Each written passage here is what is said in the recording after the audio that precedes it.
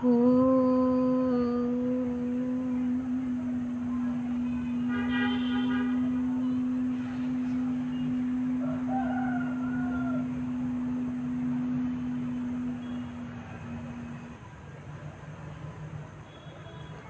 గురుభ్యో నమః.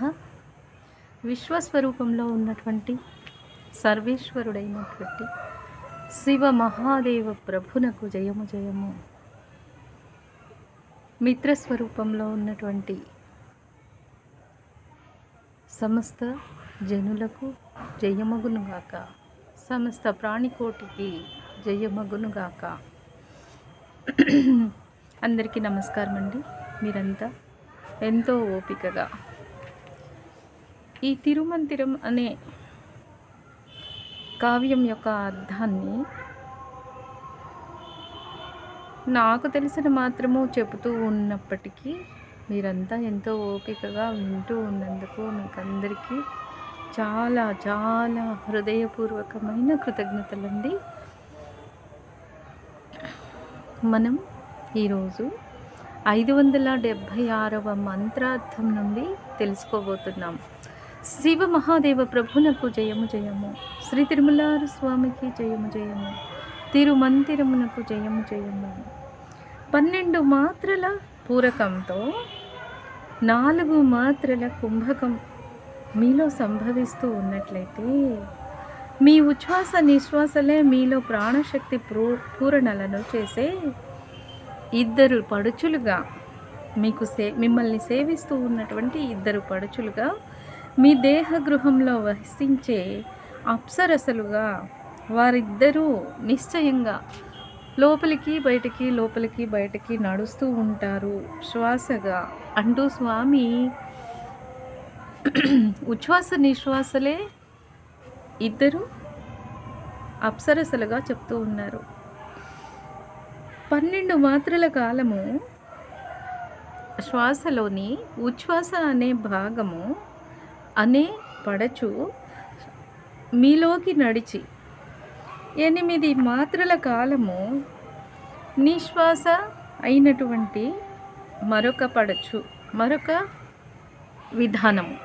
ఇక్కడ మనకి పడచు కన్య అని చెప్తూ ఉన్నది, అప్సరసగా చెప్తూ ఉన్నది ఏంటి అంటే, అప్సరసలు మనకంటే ఉన్నతమైన లోకాలకు చెందినటువంటి దేవతలు. మన శ్వాస మనంతట మనంగా తీసుకుంటున్నది కాదు. మనకంటే ఉన్నతమైన దేవతా శక్తి అప్సరసలుగా ఇక్కడ స్వామి మనకి అర్థం చేసుకోవడానికి చెప్తూ ఉన్నారనమాట. ఈ 2 అప్సరసలు, ఒకటి ఉచ్ఛ్వాస రూపంలో మన లోపలికి ప్రవేశిస్తుంది. విశ్వమయ శక్తిని తీసుకొని ఉచ్ఛ్వాస రూపంలో లోపలికి ప్రవేశిస్తూ ఉంటే అది ఎంతసేపు ప్రవేశిస్తుంది? 12 మాత్రల కాలం పాటు లోపలికి శ్వాస ప్రవేశిస్తూ ఉంటే ఇక అది లోపలికి వెళ్ళిన తర్వాత మరి అక్కడి నుండి లోపల ఉన్నటువంటి మరొక ఆవిడ ఏం చేస్తుంది? మరొక దేవత, నిశ్వాస అనే దేవత, ఆవిడ 8 మాత్రల కాలంలో బయటికి నడిచేస్తుంది. బాహ్యంలోకి నడుస్తూ ఉంటే ఆ 2 మధ్యలోనూ 4 కదా మిగులుతుంది. మొత్తం తీసుకున్నది 12 మాత్రల కాలపు శ్వాస అయితే దానిలో 8 మాత్రల కాలాన్ని నిశ్వాస అనే దేవత బయటికి చేరవేస్తుంది.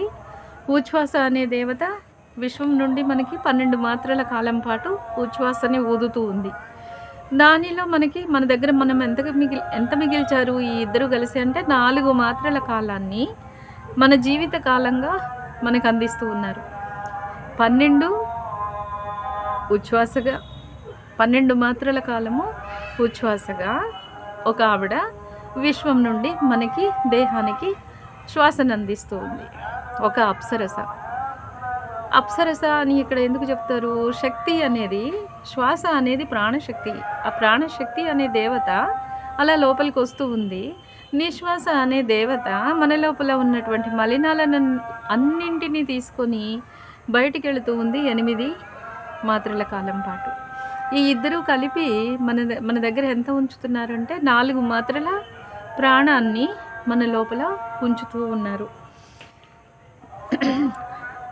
ఆ ప్రాణాన్ని మనలో నిలిపి ఉంచినట్లయితే, అప్పుడు అలాంటి శ్వాస గనక మనలో స్థిరంగా జరుగుతూ ఉన్నట్లయితే, అప్పుడు ఇంక మనము దివ్య దివ్యమైనటువంటి ఆ శివత్వం ఏదైతే ఉందో, శివత్వం ఏదైతే ఉందో, ఆ శివత్వంతో ఆ శివత్వంలో మనము నిలిచి ఉంటాము అంటూ స్వామి చెప్తూ ఉన్నారనమాట.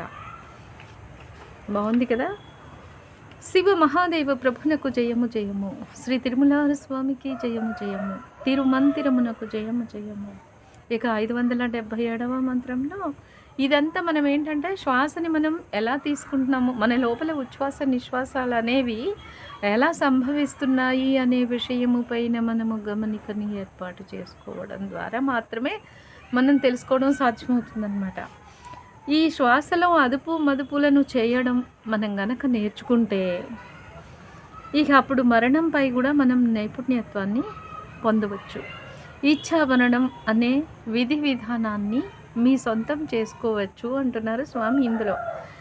ఆ ఏనుగు తొండం వలె 12 మాత్రల కాలము శ్వాస రాత్రి పగలు సమంగా కొనసాగుతూ ఉండటం గనక సహజంగా మీలో కొనసాగుతూ ఉన్నట్లయితే, ఇంకా ఆ శ్వాస అనే ఏనుగుని జీవుడు అనే మావటివాడు స్వాధీనం చేసుకున్నట్లుగా ఇక అది సంభవిస్తూ ఉంటుంది. ఇది ఆ జీవుడు అనే మావటివాడు శ్వాస అనే ఏనుగుని స్వాధీనం చేసుకోవటాన్ని ఆ శ్వాస అనే ఏనుగు వద్దనే నేర్చుకుని అదుపు చేయగల నైపుణ్యాన్ని ఆ జీవుడు సంతరించుకుంటాడు. ఆ ఏనుగుకు మరింక రాత్రి పగలు తెలీదు. శాశ్వతత్వమే ఆ శ్వాసగా దానికది ఉనికిలో ఉనికిగా ఉండిపోవడం ఎలాగో తెలుసుకుంటాడు. జీవుడు ఆ ఏనుగు యొక్క మహాబలీయమైన శ్వాసయే జీవుడే. ఆ బలవంతమైన శక్తివంతమైన ఏనుగును అదుపు చేయగలిగినటువంటి మావటివాడు. అదే అహంకార స్వభావి అయిన గజాసురుడు. శివుని వల్లే జీవుడు ఇంద్రియాలను అధిగమించి ఆ ఏనుగు చర్మాన్ని తన వస్త్రంగా ధరించాలి. గజము అనగా, గజము అంటే మరో అర్థముగా జగత్తుగా, ఈ జగత్తే తన వస్త్రంగా ధరించిన శివత్వాన్ని, ఆ దిగంబరత్వమును, దిక్కులన్నింటా తానై వ్యాపించి ఉన్న అంబరత్వాన్ని, విశ్వవ్యాపక తత్వమును అప్పుడు మనం అర్థం చేసుకోగలము అంటూ చెప్తున్నారు స్వామి. అటువంటి విశ్వవ్యాపక విశ్వనాథ స్వభావ స్వరూప శివ మహాదేవ ప్రభునకు జయము జయము, శ్రీ తిరుమలార స్వామికి జయము జయము, తిరుమంతిరమునకు జయము జయము. శ్వాసని గమనించడం వల్ల మనకి ప్రాణాయామము అంటే ఈ శ్వాస యొక్క అటు ఇటు నడిచే విధానాలను మనం గమనిస్తూ ఉండడం ద్వారా దానిని మనం తెలుసుకొని నడిపించడం అనే దానిలోనికి దేనితోనైనా మనం స్నేహం చేయాలి, మైత్రి చేయాలి. మైత్రి చేసినప్పుడు, శ్వాసతో మనం మిత్రత్వాన్ని చేసినప్పుడు ఈ శ్వాస మనలో ఎలా జరుగుతుంది అనే విషయము మనకు అర్థమవుతుంది. అర్థమైనప్పుడు ఈ శ్వాసతో మైత్రితో మనము దానిని గనక కావలసినంత చక్కగా ఏనుగు తొండము వలె, ఏనుగు తొండము ఎక్కడికి ఉంటుంది మనకి, గజేంద్రుడు గజాననుడు ఏనుగు తొండము ఎలా ముందుకు ఉంటుందో అంత మాత్రము శ్వాసని మనం తీసుకోగలగడం, వదలగలగడం అనే విషయాలలో గనక మనం సిద్ధహస్తులమైతే, గజాననుడికి ఏమొచ్చింది, గజాననుడికి అలాంటి శ్వాస రావడం ద్వారా శాశ్వతత్వం సిద్ధించింది. అలాగే మనకిను అంటూ స్వామి ఈ విషయాన్ని గురించి ఈ మంత్రంలో చెబుతూ ఉన్నారు. వీటన్నింటిని మనం శ్రద్ధగా ఆచరించడం ద్వారా వాటిని పొందగలుగుతాము అనే విషయాన్ని మనం తెలుసుకోవాలి. సరే, మరో విభాగంలో మళ్ళీ కలుద్దాం. ఎందుకంటే ఈ విభాగంలో 2 మంత్రార్థాలు మాత్రమే చెప్తున్నాను. ఇవి నేను చెప్పడం కాదు, ఇక్కడికి ఆపాలి అనిపిస్తుంది. ఎందుకంటే వీటిని మనం కొంచెం సాధన చేసుకోవడం అవసరం. వీటి మీద మనం కొంచెం ప్రాక్టీస్ చేసుకోవాలి, వర్క్ చేయాలి. చేసినప్పుడు అది మనకి ఆటోమేటిక్గా సిద్ధించాలి. చక్కగా వింటున్నందుకు కృతజ్ఞతలండి అందరికీ. Thank you. Thank you. Thank you.